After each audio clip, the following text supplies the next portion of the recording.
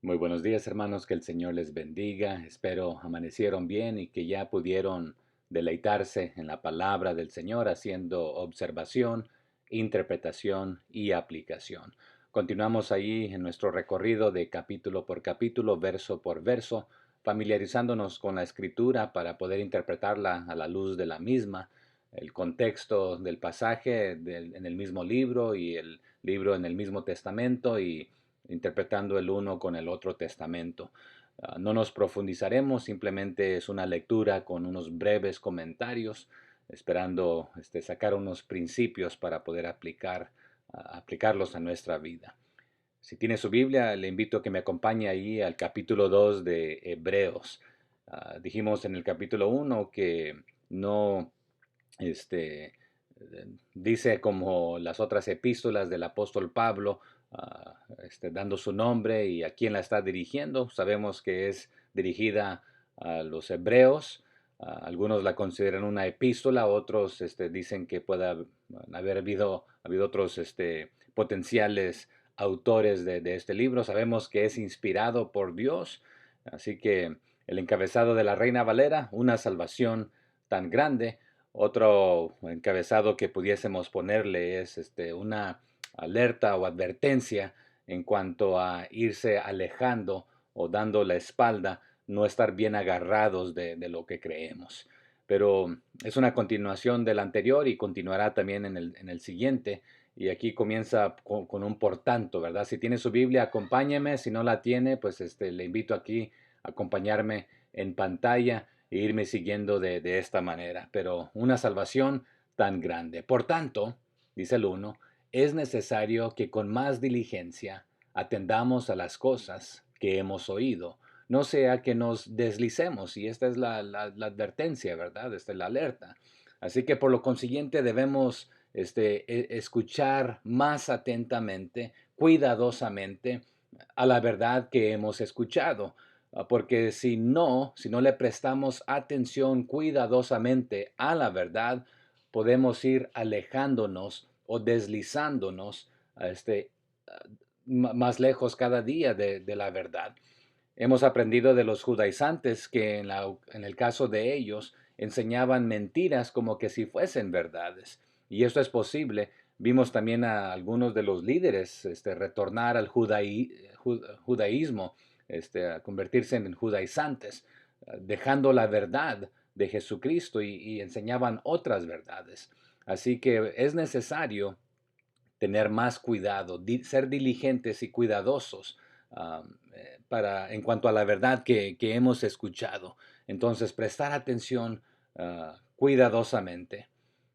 ¿A qué cosa? A la verdad, a Jesús, el mensaje de Él que hemos recibido, que hemos escuchado, para no alejarnos de Él. Dice el 2, porque si la palabra dicha por medio de los ángeles fue firme, y toda transgresión y desobediencia recibió justa retribución, ¿cómo escaparemos nosotros si descuidamos una salvación tan grande, la cual habiendo sido anunciada primeramente por el Señor, nos fue confirmada por los que oyeron?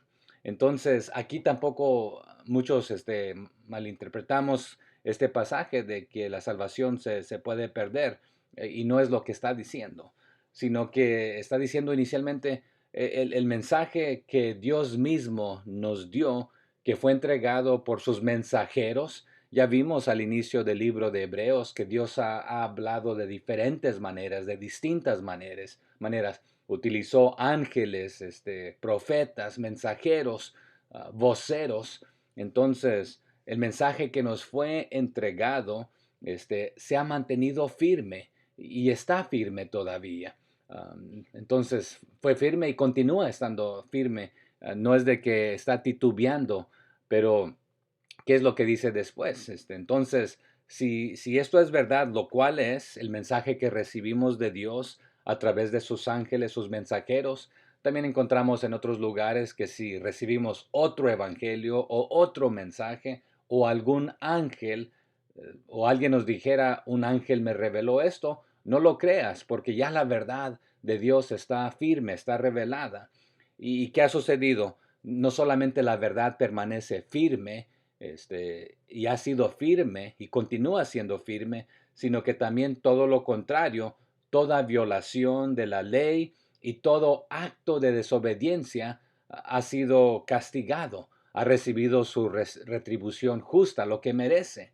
Entonces, toda acción trae una reacción. Entonces, si es una acción mala, trae las consecuencias, la justicia de lo que merece, la retribución o la paga, su condena. Pero todo lo correcto se mantiene firme.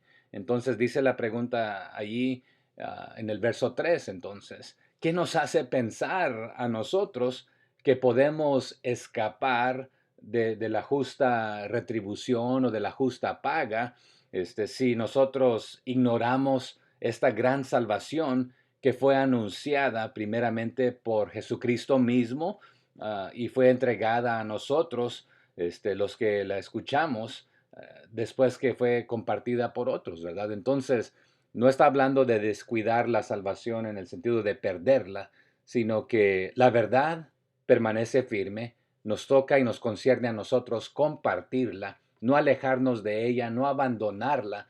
O sea que, ¿qué nos hace pensar a nosotros que escaparemos de las consecuencias si sabemos que todo lo malo, todo pecado, todo acto de desobediencia, toda violación, fue lo que dijo ayer al final del 2, ¿verdad? Toda transgresión y desobediencia recibió y recibe justa retribución, que nos hace pensar a nosotros que vamos a escapar si descuidamos el hablar la verdad, el compartirlo, porque en este aspecto se nos ha encomendado a nosotros ahora el compartirlo.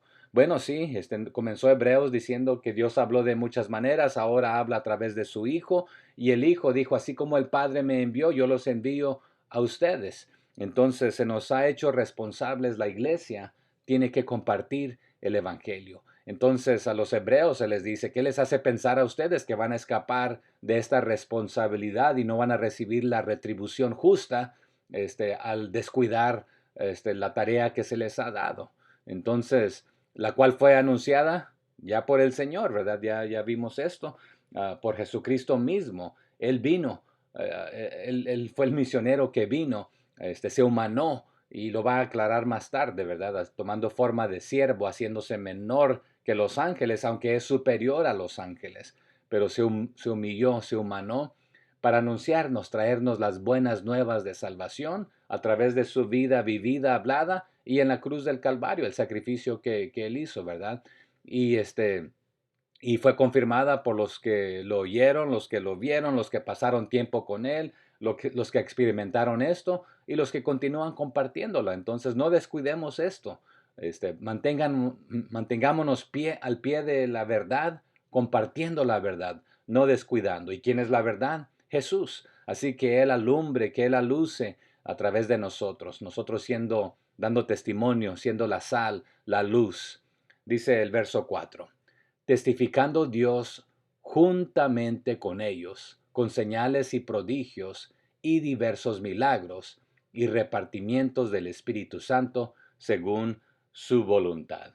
En otras palabras, también, aparte de que Jesús mismo lo predicó, sí, ya lo había anunciado a través de sus voceros, los ángeles, los profetas, otros, lo vivió él, lo anunció, fue confirmado por aquellos que lo vieron, que estuvieron con él, que lo escucharon, y también fue confirmado este mensaje por Dios mismo, quien dio diferentes señales y milagros y hazañas, los prodigios y las señales aquí. Entonces, son de diversos milagros, dice, de diferentes, y pudiésemos ver aquí el original en este momento, pero basta nuevamente toda clase de maravilla, de grandes señales y regalos, um, repartimientos del Espíritu Santo, y como a él le plació hacerlo, entonces dio diferentes señales confirmando que el mensaje era verdad. Entonces, ¿por qué queremos alejarnos de esto? Y aquí es donde vamos a entrar a conocer el autor de la salvación, Jesús, el hombre, que lo va a mencionar de esta manera. Dice el verso 5, porque no sujetó a los ángeles el mundo venidero, acerca del cual estamos hablando, pero alguien testificó en cierto lugar, diciendo, ¿qué es el hombre para que te acuerdes de él? ¿O el hijo del hombre para que lo visites? Entonces regresamos ahí al 5 y 6, ¿verdad? O sea que además, este, ¿qué hizo? Bueno, no son los ángeles que van a controlar el mundo futuro. No es de esto lo que estamos hablando, sino ¿qué hizo? Bueno, así nos dice la escritura, que Dios consideró esto, ¿verdad? ¿Y por qué es que considera a los meros mortales, a los hombres, y aún pensar de ellos? Si el orden de la creación, Dios es supremo, Jesucristo es supremo, después hizo a los ángeles, después al hombre, pero ¿a qué aprendemos? Dios no puso no le dio el control del mundo venidero a los ángeles, sino a los hombres. Entonces, al humano y al mortal, al mero mortal, y no solamente pensaste en él, entonces, ¿qué es el hombre para que te acuerdes de él? O el hijo del hombre para que le visites. Entonces, para que le cuides y tengas cuidado de él. ¿Y qué es lo que nos dice el 7? Y aquí hablando de la persona de Jesús, ¿verdad? Le hiciste un poco menor que los ángeles.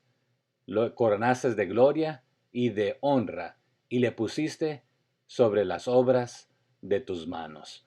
Entonces, doble significado aquí.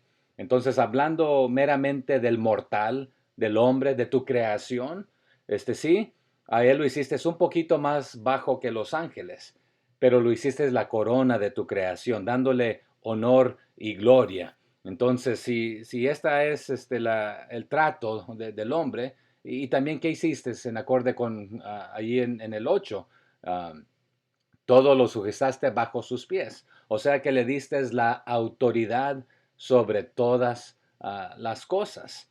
Entonces, y esto en referencia a todas las cosas, leámoslo en su contexto, en el 8, todo lo sujetaste bajo sus pies, porque en cuanto le sujetó todas las cosas, nada dejó que no sea sujeto a él.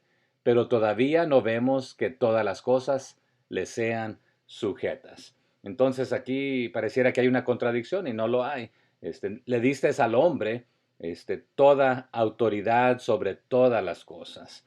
Pero cuando dice todas las cosas, da a entender de que no deja nada afuera. Pero no hemos visto, está diciendo, que todo realmente esté bajo su autoridad. Entonces, y aquí comienza a aclararlo en el 9, ¿verdad? Pero quiero mencionar una cosa aquí. Bueno, leamos primero 9. Pero vemos aquel que fue hecho un poco menor que los ángeles, a Jesús, coronado de gloria y de honra, a causa del padecimiento de la muerte, para que por la gracia de Dios gustase la muerte por todos. Entonces, primero hablando de la humanidad, y aunque Jesús nos dijo en el capítulo anterior es superior a los ángeles, aquí pareciera que hay una contradicción que, aunque Dios no dio a gobernar a los ángeles que son superiores al hombre, pero al hombre le dio esta autoridad de gobernar lo venidero y vemos que, bueno, tiene toda potestad y toda autoridad. Jesús también dijo, toda autoridad y toda potestad me es dada ya en Mateo 28, y es la misma que le otorga también a sus discípulos, pero lo que ates en el cielo, lo que desates en la tierra o viceversa. Pero aquí en el 9 dice, pero vemos aquel que fue hecho un poco menor que a los ángeles. Entonces Jesús mismo, el verbo, se hizo carne. Y ya hemos hablado que él siendo en la forma de Dios o siendo Dios no escatimó el ser igual a Dios como cosa a que aferrarse, ¿verdad? Sino que se despojó, se desprendió de esto y vino y se humanó tomando forma de siervo, de hombre. Entonces, vemos a Jesús que por un poco de tiempo se le dio una posición menor que los ángeles al humanarse. Entonces no está contradiciéndose que Jesús, con el capítulo anterior, que Jesús es mayor que los ángeles o superior que los ángeles, sino que por un momento temporal se humanó y Dios lo hizo menor que los ángeles, a Jesús, y le dio esta posición inferior a los ángeles. Y esto fue para que pudiese morir y sufrir esta muerte por nosotros. Pero Dios mismo le exaltó, le coronó con esta gloria y honor. Y alguien que me ayude con esta cita de Filipenses o dónde es que se encuentra en el capítulo 2, ¿será? Alguien que me ayude a encontrar esta cita que habla otra vez que Él hizo hombre, Dios mismo, en la persona de Jesús, pero Dios mismo también le exaltó y le dio un nombre que es sobre todo este nombre.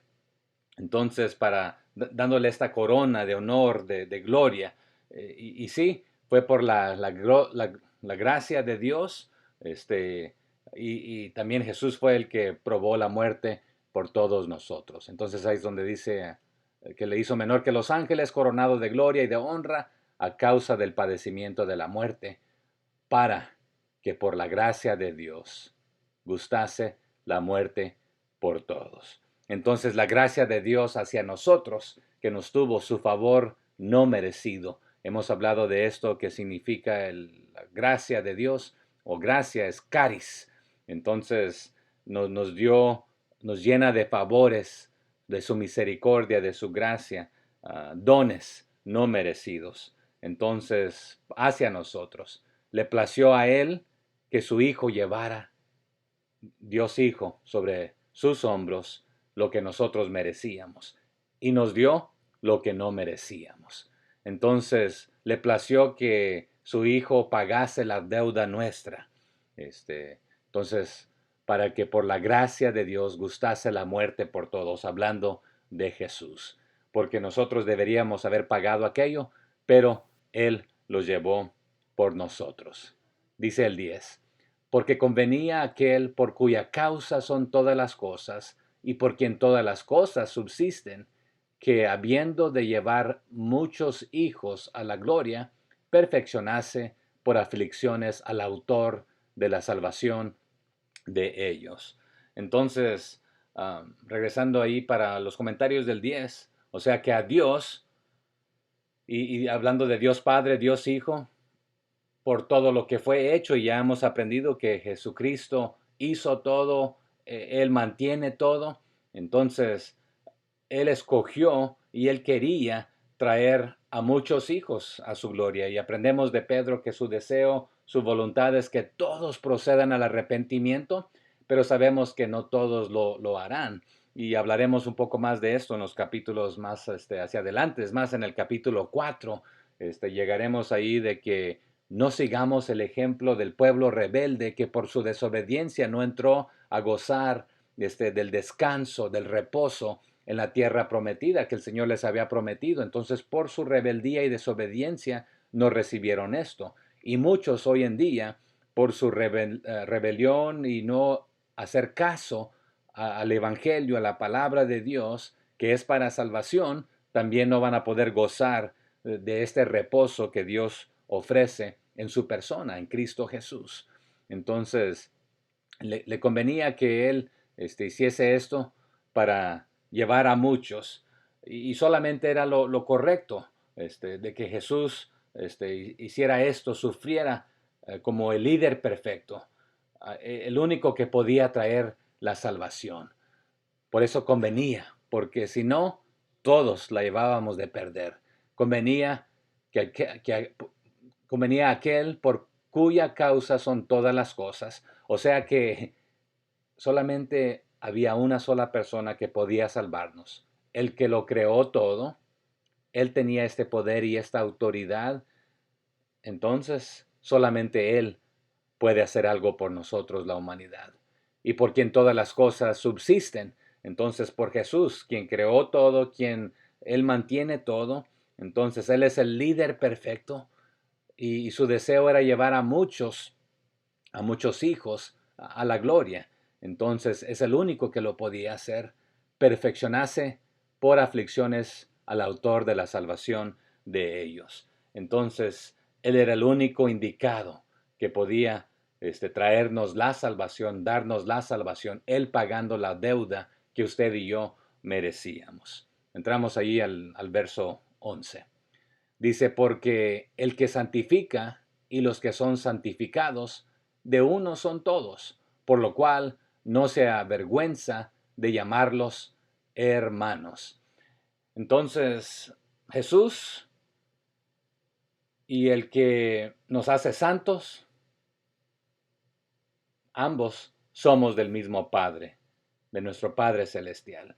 Entonces, es lo que dice, porque el que santifica, aquí es Jesús, y los que son santificados, usted y yo, que somos justificados, perdonados, santificados, de uno son todos, o sea que le pertenecemos a Él. Jesús dijo allá en los evangelios, ¿verdad? Las ovejas que mi Padre me dio, ¿verdad? Están a salvo en mis manos y no voy a perder ninguna. Alguien que me ayude con esta cita, por favor. Entonces, le pertenecemos a uno solo. Somos adoptados a su familia. Somos coherederos con Cristo. Entonces, le pertenecemos a uno, a Dios. Entonces, de Él proviene todo. Entonces, por este motivo es de que Jesús no se avergüenza de llamarnos todos sus hermanos, sus hermanas. Y por eso, otra vez, nos llamamos de esta manera. Somos coherederos juntamente con Jesucristo. Porque el que santifica y los santificados, ambos, de uno son todos. Somos todos, de nuestro Padre Celestial. Entonces, por lo consiguiente, Jesús no se avergüenza de habernos traído al redil, el ser santificados y perdonados, adoptados a la familia de Dios. Y por lo consiguiente, no hay vergüenza de que, bueno, antes no éramos pueblo, pero ahora lo somos, porque le pertenecemos a Dios. Hemos sido comprados con la sangre de Jesucristo. Y no hay ninguna vergüenza ahí de ser llamados hermanos de Él. Dice el 12, diciendo, anunciaré a mis hermanos tu nombre, en medio de la congregación te alabaré. Entonces, dice el 12, ¿verdad? Porque Él dijo a Dios, voy a proclamar tu nombre a mis hermanos y a mis hermanas, y alabaré tu nombre, te alabaré a ti entre todos los que están ahí reunidos en asamblea. Alguien que me diga qué es lo que dice el Salmo 22:22. Si es algo que se está citando y en el Antiguo Testamento, ¿quién dijo esto? ¿Sería David o estaba tipificando esto? Pero en la asamblea de tu pueblo. Entonces anunciaré a mis hermanos tu nombre. En medio de la congregación, los llamados, la asamblea, te alabaré. ¿Y qué dice en el siguiente, en el 13? Y otra vez yo confiaré en él. Y de nuevo, he aquí yo y los hijos que Dios me dio. Y nuevamente aquí en referencia a las ovejas o a los hermanos, a los creyentes. Y más tarde en el capítulo 4 va a ser otra referencia a esto, diciendo, y nuevamente diré de esto. Entonces, él también dijo, yo voy a poner mi confianza en Él. Esto es, a los hijos que Dios me ha dado, se les va a publicar, se les va a proclamar. Así que pongamos nuestra confianza en Él, si usted no ha puesto su confianza en Él, y todos nosotros confiemos en Él para la honra y la gloria del Señor, para nuestra salvación. Y eso también tiene una referencia ya en Isaías 8, del 17 al 18. Alguien que me diga qué es lo que dice ahí. El 14. Así que por cuanto los hijos participaron de carne y sangre, él también participó de lo mismo, para destruir por medio de la muerte al que tenía el imperio de la muerte, esto es, al diablo. Y vamos a hablar más tarde de esto también, pero anteriormente dijo, bueno, que acaso no está todo sujeto bajo él, y sí, pero en este momento le permite a Satanás ser el gobernador de este siglo. Entonces, porque los hijos de Dios son meros humanos mortales, hechos de carne y de sangre, de hueso. Entonces el Hijo, Dios Hijo, también se hizo carne y hueso. Y ya es lo que mencionamos en referencia ya a Filipenses 2, ¿verdad? De que se humanó, se hizo hombre, se hizo siervo, humanándose. Pero un humano debe morir y va a morir porque no es eterno, pero solamente un humano que muere, um, pero en este método, Jesús muriendo de esta manera, él podía romper el poder del diablo, quien tiene o quien tenía el poder de la muerte. Entonces, que tiene o quien tenía, porque hasta cierto punto le permite, lo venció.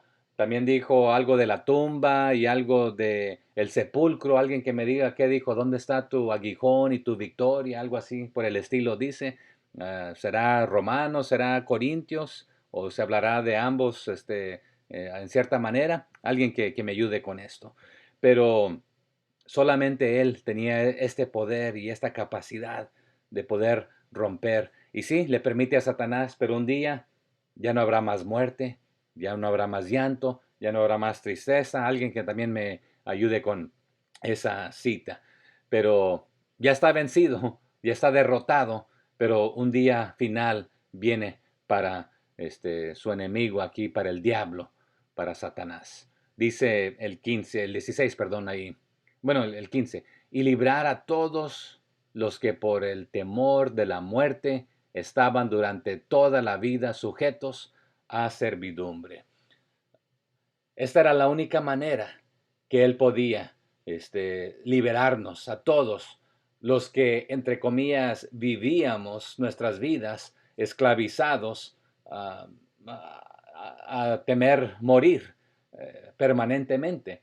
Entonces, recordemos también de que Pablo en algunas ocasiones le habló a los romanos y a otros, ¿verdad? Que estábamos muertos en nuestros delitos y pecados. Pero también aprendemos en los evangelios que si el Hijo verdaderamente nos hace libres, seremos verdaderamente libres. Y Él era el único que podía librarnos a todos del pecado, de la muerte eterna, de este cuerpo pecaminoso, haciéndonos libres. Era la única manera. Alguien también que me ayude con la cita cuando Jesús está orando en el huerto, diciendo, Padre, si es posible que pase de mí esta copa. En otras, alguien que me dé esa cita, pero lo que está dando a entender, no hay otra manera de mostrarles el amor y de salvarlos. Era la única manera, humanándose para mostrarnos el amor y redimirnos de esta manera, rescatarnos de esta vida en la que nos encontrábamos, vida entre comillas porque estábamos muertos nuevamente en nuestros delitos y pecados. Dice el 16, porque ciertamente no socorrió a los ángeles, sino que socorrió a la descendencia de Abraham. Entonces, también sabemos esto, que el Hijo, Dios Hijo, Jesucristo, no vino a ayudar a los ángeles, a darles vida eterna a ellos, sino que vino a ayudar a socorrer a los descendientes de Abraham. Y aquí pudiésemos acampar una serie completa de varios días, porque hay muchas preguntas que pueden surgir aquí. Sabemos que los ángeles se rebelaron pecando. Satanás, siendo un ángel, se rebeló. Entonces, ¿pueden arrepentirse los ángeles? Y lo que está dando a entender que Jesús no vino a ayudar a los ángeles. Entonces ya indefinidamente los ángeles no tienen perdón o salvación. Sabemos que los demonios creen y tiemblan y que hasta cierto punto pueden hacer ciertas cosas, pero no van a ser salvos. También entendemos que en un tiempo algunos se presentarán ante el Señor diciendo, Señor, Señor, en tu nombre no hicimos milagros y echamos fuera demonios. Y el Señor les dirá, apartados de mí, hacedores de maldad, nunca os conocí. Entonces, ¿quién hizo esta labor? Fueron los demonios. pero también vemos en cierta ocasión algunos que acusaban a Jesús de ser Satanás mismo y Jesús les dice, ¿acaso Satanás puede echar fuera a Satanás? Alguien que me ayude con esta cita. Y habla de que un reino dividido no puede pararse, pero aquí en este aspecto de los ángeles, ¿cuál es la diferencia? Un ángel viene y anuncia ciertas cosas a la humanidad o lo hizo en tiempos pasados. ¿Y qué nos difiere? Y sabemos nuevamente que somos la corona de la creación del Señor, pero un poquito menor que los ángeles, pero Jesús es superior a los ángeles, pero por un poco de tiempo tomó la forma de hombre siendo inferior a los ángeles, pero cuando vino a hacer esta misión, esta tarea, de redimir al mundo, no vino a redimir a los ángeles caídos, que se les conoce como demonios o ángeles caídos. Entonces, él sabe que no creerían, o qué es lo que nos difiere. Un ángel no tiene alma y espíritu. Realmente tampoco tenían cuerpo, pero en ciertas ocasiones se presentaron como hombres. Sabemos que también los ángeles no tienen, en el sentido humano que se les pueda denominar como un ángel masculino y un ángel femenino, o sea que son sin sexo en este aspecto, pero normalmente se les presenta como en el término masculino, como el ángel Gabriel, el ángel Miguel, con nombres masculinos. Pero nuevamente a lo que iba aquí es que pudiésemos acampar aquí y aún hacer estas clases de preguntas. Si Dios, ¿por qué no envió a hacer algo por los ángeles caídos? Y si ya ese es su destino después de haber, ya han sido lanzados a su posición, caída indefinitivamente, y también será esta la posición después de morir del humano, que si no tenía la salvación de Jesucristo ya no puede pasar de un lado al otro. Entonces es demasiado tarde después de que suceda esto. Y otra vez aquí pudiéramos acampar, pero ya me quedé suficiente y me estoy alargando, pero continuemos. ¿A quién vino a ayudar? A los descendientes de Abraham, diciendo en otras palabras, a los humanos. Y también aprendemos de Juan, ¿verdad? Que a lo suyo vino y los suyos no le recibieron, ¿verdad?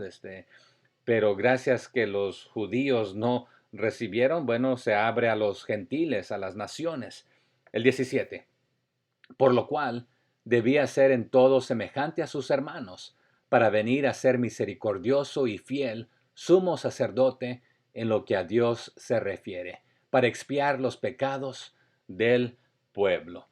Entonces, por lo consiguiente, era necesario para él, para Jesús, ser en respecto a la humanidad, ser como un hombre, un siervo, humanándose de esta manera, como sus hermanos y sus hermanas, para que él pueda tener misericordia de ellos, siendo fielmente el sumo sacerdote que los otros no pudieron cumplir con esto. Entonces, Jesús es el sumo sacerdote ante Dios y continúa siéndolo en su presencia, a su lado. Los sacerdotes entraban solamente ciertos tiempos, pero Jesús continuamente está allí al lado del Padre. Y hablaremos más de esto en el capítulo 4, así que en este momento basta para mencionar esto, pero él podía ofrecer legítimamente el sacrificio que era necesario para quitar, no solamente tapar, sino que quitar el pecado de todo el pueblo y de todos los pueblos en este aspecto. Dice el 18, pues en cuanto él mismo padeció siendo tentado, pues en cuanto él mismo padeció siendo tentado, es poderoso para socorrer a los que son tentados. Y más tarde en el 4 también va a aclarar un poco más de esto. No es pecado ser tentado. Es pecado caer, ceder a la tentación. Entonces, él mismo sufrió, pasó las pruebas de ser tentado, todas clases de tentaciones, nos va a decir el capítulo 4 más tarde, pero lo hizo para poder socorrernos, para poder ayudarnos, también en nuestras tentaciones. Pero ¿sabe qué? Usted y yo caemos, pero en este momento los que ya hemos creído, nos va a decir, agárrense bien, de la verdad, no la suelten, no se alejen de ella. Fue lo que dijo al inicio también. Pero ahí continuará en el capítulo 3. Aquí queda corto porque otra vez es una continuación. Entonces ahí continuaremos en el capítulo 3. Pero compártame usted lo que está aprendiendo, este, y si hay alguna corrección, aquí abierto al diálogo para que me haga ver mis errores. Pero aprendamos los unos de los otros, compartiendo. Suscríbase si no se ha suscrito, anime a otros a hacerlo para ir aprendiendo juntos también de ellos, los unos de los otros. Que el Señor le bendiga.